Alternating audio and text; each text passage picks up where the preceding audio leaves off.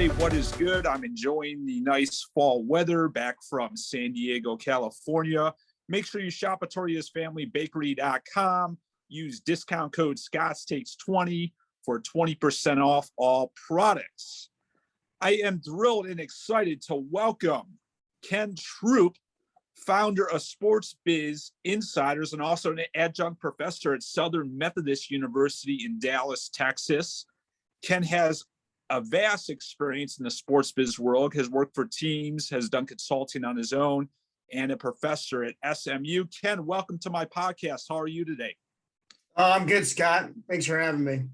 Awesome. So before we dive into some questions, why don't you give me the whole 360 view of where you got to, where you are today, your background, etc. Yeah, before we do that, I got a challenge for you and Mike, the producer, you can take the challenge as well. Yeah. I'm obviously, my name's Ken Troupe. A lot of people know me on Twitter as KT Sports Market, but people in Dallas also know me as the shoe guy. And over 12 years, I've collected about 5,000 pairs of shoes for Dallas area homeless. I'm a big runner. And when you run, you have old shoes. They're perfectly fine, but you can't run in them anymore. So I had the idea to collect 100 pairs of shoes 12 years ago for over the holiday season. Done 5,000 pairs of shoes. I was at a conference and talking with a colleague a couple months back and came up with the idea of doing the 5-shoe challenge. So I'm asking everybody in the sports industry to take the 5-shoe challenge. You guys got to raise your right hand and take the challenge. 5-shoe challenge. Here we go. What you do is collect either gently used, or you can buy new shoes if you want. And from December 1st to December 24th, give out those 5 pairs of shoes to homeless area or homeless in your community. So just throw them in your car. When you see somebody, ask them their size and give them a pair of shoes. So great initiative. And we'll have producer Mike plug that 5-shoe challenge, and we'll share a link also. That's an awesome initiative, Ken, and great for the community. And you can count me in. I pledge, and I'm going to donate 5 pairs of shoes. That's all right, awesome. Great. Now you got to give them. You got to find the person and give them actually to the actual homeless person. It's just a little way of. Just a big believer that if we all find a way to give back a little bit, that the world will be a better place. So awesome initiative, and count me in, and we'll get that on camera here over the holiday season of me finding a homeless person and donating shoes. Awesome initiative. Encourage everyone else to join Ken and donate some shoes to the homeless. So why don't you give us your background now and how you got to where you are? You have an initiative, a great career, and so forth, and where you got to where you are today. Yeah, I had the crazy idea when I was 15 that I wanted to work that I could work in the sports business side of the world of sports. Peter Uberoth was the president of the Olympics when I was in LA when I was a little kid.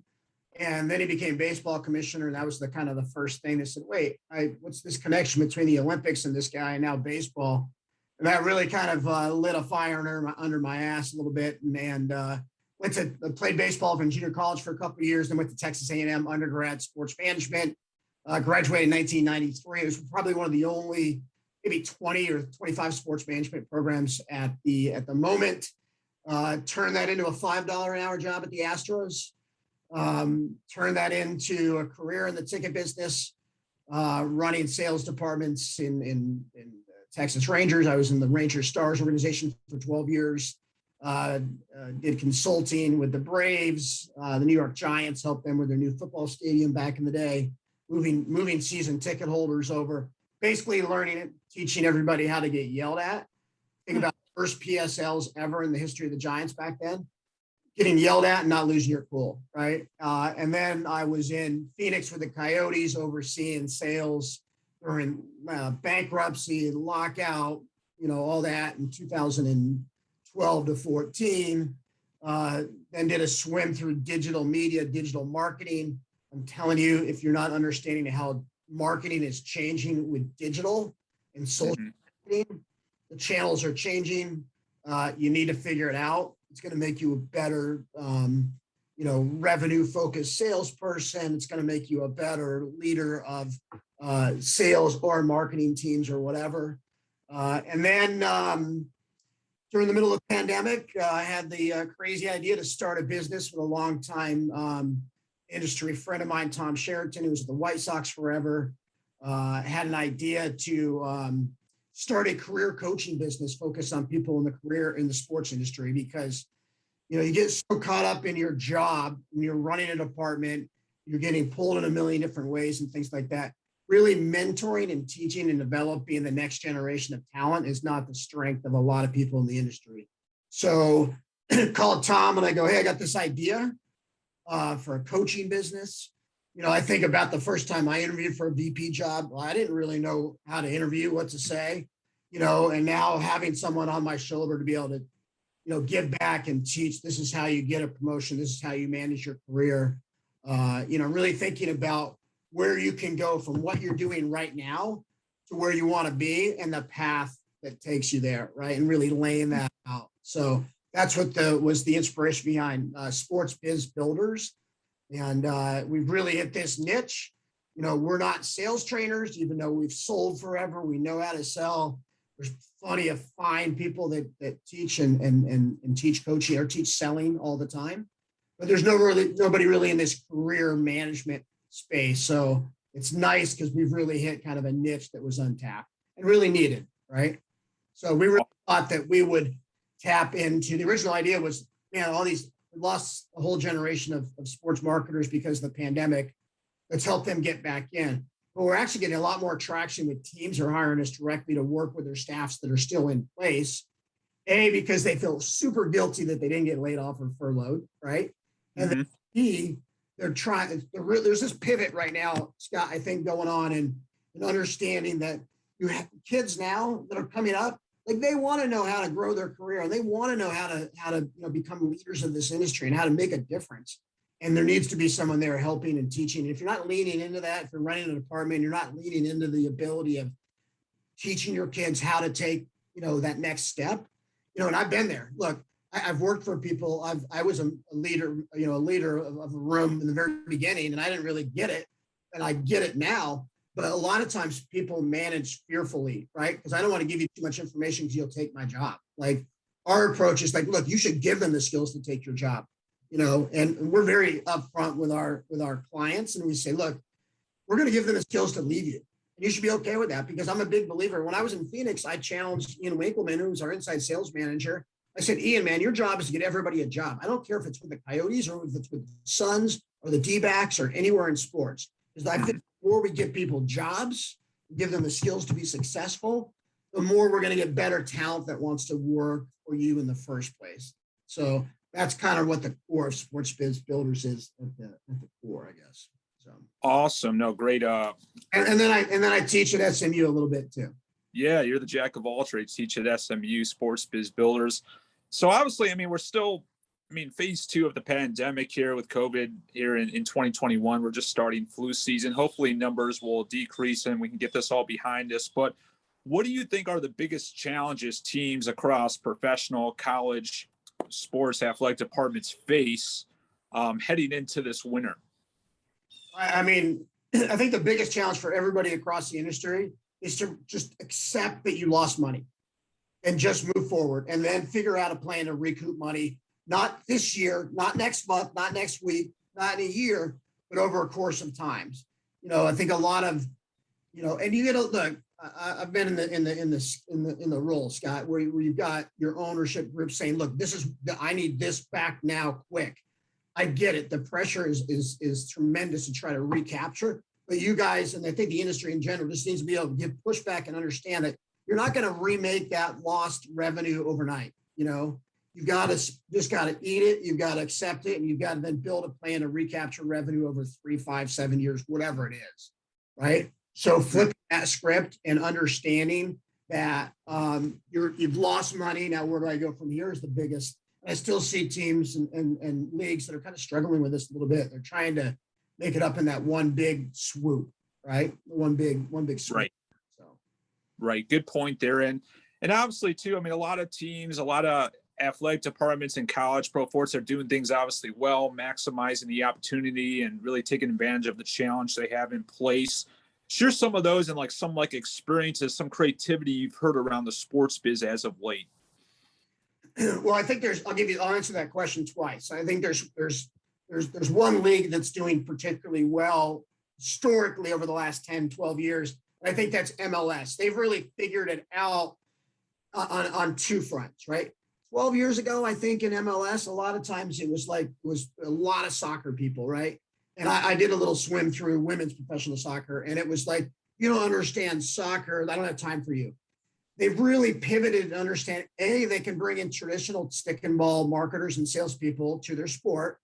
And B, they've accepted the fact that not everybody's a crazy soccer fan. And that's okay. But let me show you, let me teach you how to appreciate the game and how to, become a soccer fan, right? I think that's the key. You see a lot of teams that put their head down, like, well, if you're not a fan, I don't have time for you. I think the Golden Knights in Vegas with Kerry Bubbles, who I think is a super smart guy. I've worked for Kerry, and they figured it out, and they did a little bit different approach than we tried to do in Phoenix, where they were like, look, they threw their hands up and said, look, we understand that you're a Blackhawks fan. That's cool, but you live in Vegas. That's cool. You can root for the Blackhawks. You can wear your sweater whenever when they're in town. But the other 39 nights, you're with us. And I think a lot of teams don't have that guts to kind of accept that, right? To accept the visiting team, to accept you're not a fan of your sport or your team, you're a fan of all sports and other teams, And then I think the other one too is college sports is really not struggling, but they're really trying to figure it out on how they can go from traditional college athletics model to more of a pro model of their sales and marketing approach and things like that. It's no longer can you just send out an invoice and hope and pray that it comes back, right?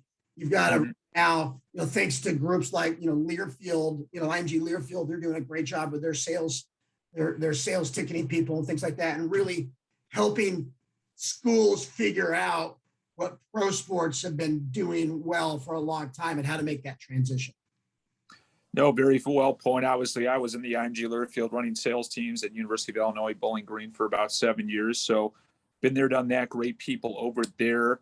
And really last question, and really what Scott's takes has been what I've been really preaching the last 6 months since I started my content here on social media. Obviously, the overall ticketing ecosystem between the primary and secondary, obviously some markets are doing it very well, managing it well. Other markets are disasters, which is creating $6 tickets, which is ruining brands, which is training consumers to buy tickets last minute across professional sports, college, even in some concert settings. What is your vision, Ken, of a good overall ticketing distribution plan? Well, let me tell you first how we got there, because I was in the room, right? When MLB, we were at the winter meetings, and they came to us and said, hey, we're going to explore this liquid seats, which was the eventually became StubHub. Mm-hmm. So it was us, it was the White Sox, the Yanks, I think the Angels, Alvarado, the Angels, and a couple other teams were like, yeah, we'll do it.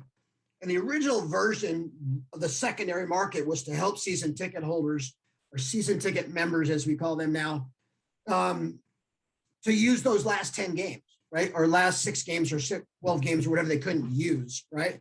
And that and used to be a floor. You couldn't go below this.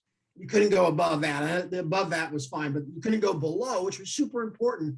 But then eventually along the way, StubHub realized that it's not about they used to get a percentage of sales, right? It's not that, it's about the fees. And then once the fees went away, they ripped away the floor.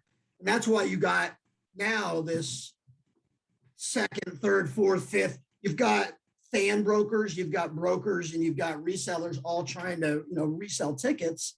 And the teams are struggling to try to get that last 6% of their tickets sold, last 10%, 12%, 2%, whatever that number is. They budgeted for a sold out game. They can't resell it because they got the same ticket flipping 3 times on the secondary.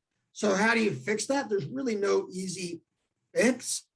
But the one thing, I'll give you an example of what we did at the Rangers back in the day with the broker system, with the brokers, like you got to treat them like partners, and you have to let them understand, like, hey, you guys know the dynamics of this business. If there's too many tickets out, we're all going to suffer, right? Right. So you can't put this genie back in the box, but you just have to start having that conversation with every single person that's reselling a ticket for you, whether it's a traditional broker, whether it's a college student that's just, doing a resale business to make some scratch, to buy a beer on a date, right? Or, it's a fan, right? In New York, when I was working with the Giants, you get a lot of fans who are like, screaming at you about the prices and this and that. I'm like, hey, let me ask you, how many games are you reselling? Oh, I don't do that. No, it's okay. I understand. You resell 2 games for a high price, and that pays for you to be able to come out with your family, right?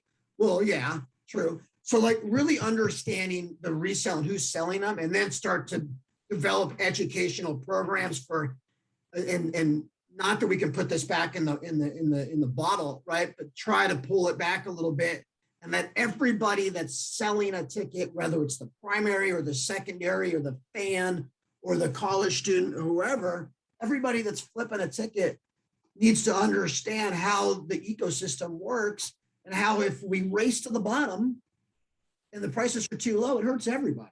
It hurts you. Brokers, old school brokers used to know that, look, they're going to make money off the big games and they're going to eat the low games, right? But now, in fact, there's no basement, no ceiling, or, a basement on the floor of pricing on the secondary. They can put that ticket out. Well, I paid 30 for it. Normally I would eat it because I'm making 120 on the big games, but now I can just throw it out for $4 and I can at least get that money back. $4 is better than nothing, right? And that's hurting. So what teams need to do, in my opinion, and it's been 6 or 7 years since I was at that role at a team, but in my opinion, teams just need to really get back and understand and who's reselling, and start the dialogue with them all. Again, whether it's a broker, just a fan reseller, a season ticket holder, a business or whatever, and how that impacts their overall value, right? And then the other thing that they need to focus on the primary side is you can't just make up the loss of the second, the ticket being sold 3 times on the secondary by raising prices. It's not about revenue. I'm old school in this. And, as far as I really believe in the live event and how that helps build a fan. I don't think, and TV's great, 70-inch TV, saw one at Walmart the other day, 75-inch TV. It's $500 or whatever. It's ridiculous. Yeah, crazy. TV prices going down. I'm a true fan of your sport, of your team, of your league without, consuming it in person, right? So teams need to realize it's not about the overall revenue. It's about building fans and getting butts in seats, as we used to say back in the day, right? Get butts in seats and then you build them, right? I always highlight the Colorado Rockies and their rooftop that they put in Denver, right, a few years back, because they realized that that's like a gateway to that hip 22-year-old that, likes rooftops in Denver and likes craft beer and likes, hanging out with their buddies. And then they might go, I don't know if you've ever been there, but you go around, it's like a Las Vegas, poolside cabana scene. And then you go around the other side and you can see the field. And there's levels of, and for me, I'm like, if I can get in there and I might see 1 or 2, 3 things that I like, and then say, no, I want to buy a ticket and get back. I want to go now sit in the seating bowl and explore this a little bit more. That's the key to building fans and things like that. I think teams need to, so the short answer is understand who is selling everybody, from a season ticket holder to a reseller, to a fan reseller, to a broker, to the secondary, those secondary, primary things, and understand who's selling, understand why they're selling, and then develop educational and dialogue with them on how we all need to work together to bring this back in. It's not us against them. It's not the secondary against the primary. It's we're all in the same sinking ticket boat together. Everybody to pick up a bail and start dumping the water out and working together, in my opinion, which is a hard act. It's a hard act to do, but if everyone worked together and blended the primary and secondary, everyone's on the same page, everyone would have a great ticket distribution ecosystem. Well, Ken, thank you so much for having on. Great points, great insights. Anything you want to plug before we leave today? Just don't forget to take the 5-shoe challenge this December, 24 days in December. I want you to give away 5 pairs of shoes. Absolutely. And also join Ken on Sunday evenings, 8 p.m. Eastern, 5 p.m. Pacific, Social for ticket sales. Always a great chat you host on Sunday evenings, Ken. in the sports biz world. So make sure you join. Been doing that one so long, Scott, that I forget about it sometimes. But don't sleep on the value of a good Twitter chat. You know, it used to be SB chat back in the day, and me. You know, we both started in 2011 or so with our chats, and you know, the power of building a network that could one day give you a favor is don't underestimate that. And that's why, you know, I'm a big believer in our coaching. We talk to our clients when they're building a brand about your job is to be a resource, right? You want people to follow you and be connected with you because you're a resource for something that they're interested in. End of day, period. You're not trying to sell. You're not trying to push your message, your brand, anything like that. You're just trying to be a resource. So, and that's what we try to do on social for tick sales. And, you know, I think that you know, we'd be a better spot in the world if everybody kind of took this approach of like, why are people connecting to me? You know? Absolutely, Ken. Well, thanks so much. Join Ken on the Twitter chat on Sunday evenings, 8 p.m. Eastern, 5 p.m. Pacific. Donate some shoes to the homeless. Ken, thanks so much. Have a fantastic Wednesday. Keep it lean and clean. Thanks, Ken. Thanks, Scott.